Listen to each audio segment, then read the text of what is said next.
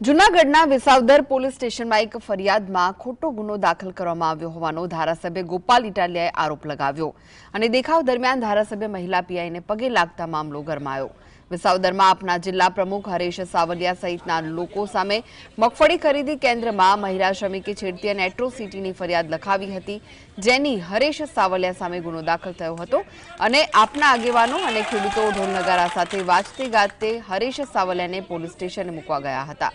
આ સમયે ધારાસભ્ય ગોપાલ ઇટાલિયાએ પોલીસને રજૂઆત કરી કે તેઓ લુખાગીરી કરનારા સામે પ્રાંત અધિકારીને લઈને કલેક્ટર સહિતના અધિકારીઓને લેખિત મૌખિક રજૂઆત કરી છે। બાદમાં આપના આગેવાનો અને ખેડૂતો ખોટા ગુનો દાખલ કરાયાના આક્ષેપ સાથે પોલીસ સ્ટેશને આંદોલન પર બેસી ગયા હતા।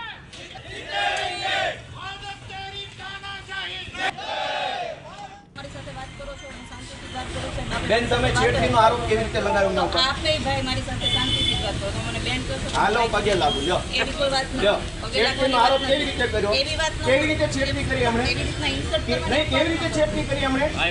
છેડતી કેવી રીતે કરી? ફરિયાદીનો બધું કહેશે, મેં કીધું હું પગે લાગુ તમને લ્યો પગે લાગુ લો।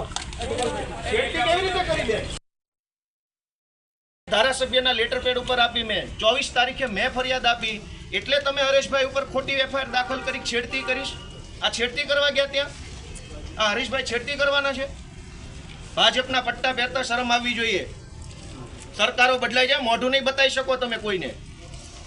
ખેડૂતો બચારા ગરીબ છે, ઉઘાર પગા જો પગમાં ચપ્પલ નથી, આવા માણસોની કમાણી લૂંટે છે ગુંડાઓ, અને તમે જોઈ રહ્યા છો પોલીસના પટ્ટા પહેરી